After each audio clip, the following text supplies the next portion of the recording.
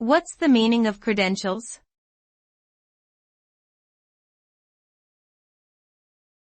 Credentials.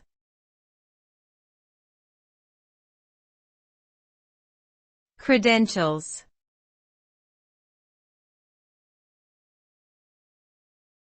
Credentials.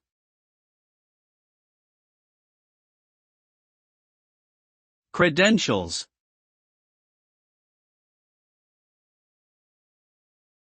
Credentials refer to the evidence or proof of a person's qualifications, skills, experience, or identity that are used to establish trust and credibility. This can include things like degrees, certificates, licenses, ID cards, references, or testimonials.